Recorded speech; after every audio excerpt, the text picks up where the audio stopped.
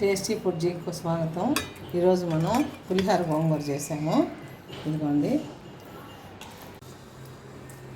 గోంగూర బాగా కడిగి ఇట్లా ఆరబెట్టుకున్నాను. ఇదిగోండి, ఎక్కడ నీరు లేకుండా ఫ్యాన్ గాలికి ఆరబెట్టేసాను. ఎండలో పెట్టకూడదు. 50 గ్రాములు ఆవాలు వేపుకుంటున్నాను.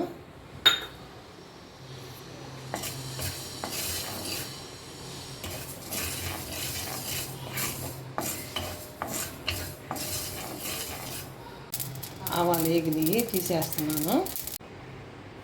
పెద్ద స్పూన్తో 1 స్పూను మెంతులు,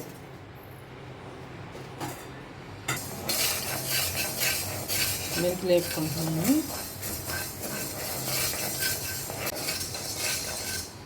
మెంతులు కూడా వేగినాయి, మెంతులు కూడా తీసేస్తున్నాను. వేరుశనగ నూనె కొద్దిగా వేసుకుంటున్నాను. ఎండుమిరపకాయలు బాగా వేసుకోవాలి. ఈ గుంటూరు ఎండుమిరపకాయలు టేస్ట్ చాలా బాగుంటాయి. కారం కూడా బాగా ఎర్రగా బాగుంటాయి.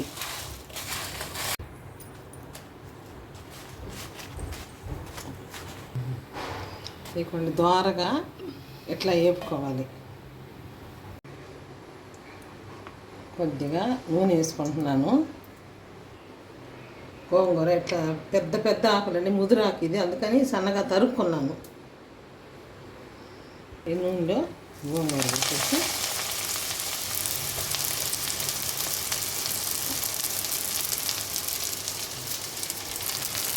ఇది మెత్తగా అయ్యేదాకా వాడుకోవాలి. గోంగూర అంతా కలిసేట్టు ఇట్లా బాగా కలిపి మూత పెట్టేసేయాలి. కొద్దిసేపు సిమ్లో పెట్టి ఆవాలు మెంతులు మెత్తగా పొడి వేసుకోవాలి. మిరపకాయలు ఈ బరగ్గా మిక్సీ పట్టుకోవాలి.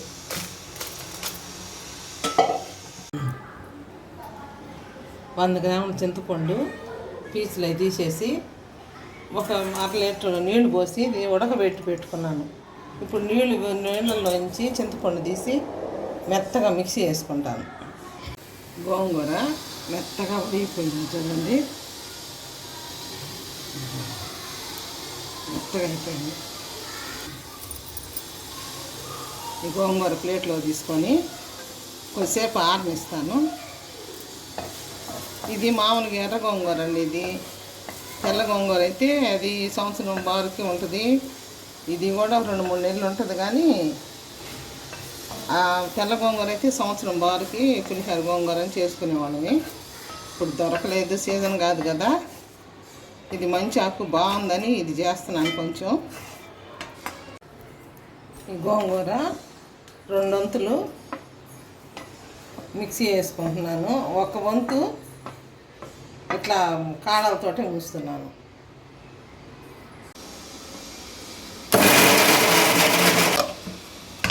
ఇదిగోండి, ఒక్కసారి అట్లా తిప్పాను. ఇట్లా సరిపోద్ది. ఇది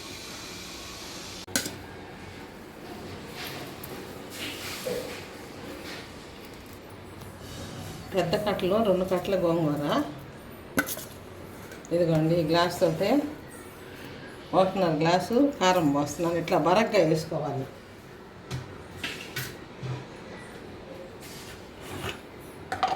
ఇదిగోండి, ఈ గ్లాస్తో తల కొట్టి సాల్ట్ తీసుకుంటున్నాను. ఆవపిండి మెంతి పిండి వేసుకుంటున్నాను. ఇదిగోండి, తీసి పెట్టుకున్న చింతపండు గుజ్జు,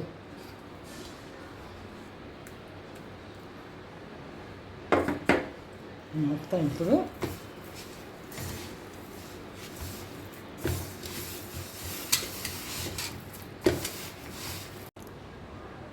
చింతపండు కాసి పెట్టుకున్నాం కదా, ఇది నీళ్ళు, ఆ నీళ్ళు వేసుకుంటున్నాను. మనకి ఎంత అనుకు కావాలో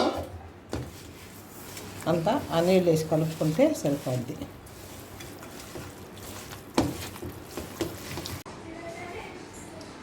పచ్చడి అంతా రెడీ అయిపోయింది. ఇప్పుడు తాలింపు పెడతాను. తాలింపుకి నూనె వేసుకుంటున్నాను.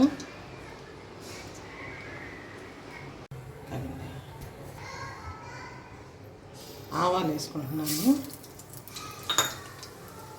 పచ్చెనగపప్పు,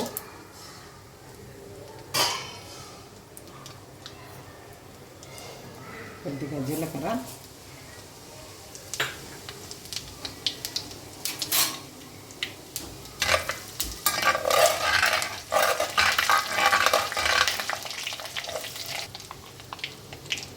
సుంచి పెట్టుకుని ఎండుమిరపకాయలు,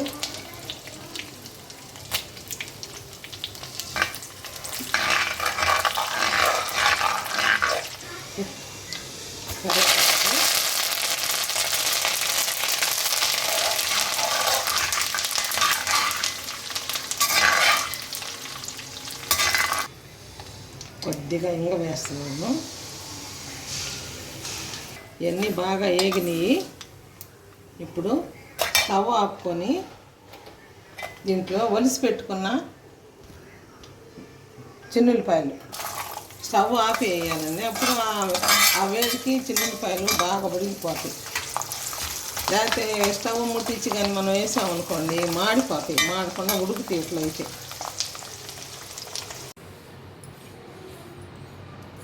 తాలింపు బాగా చల్లారింది.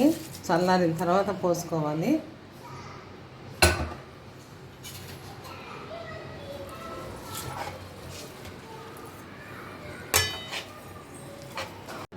పులిహోర రెడీ అయిందండి. Thank you for the watching.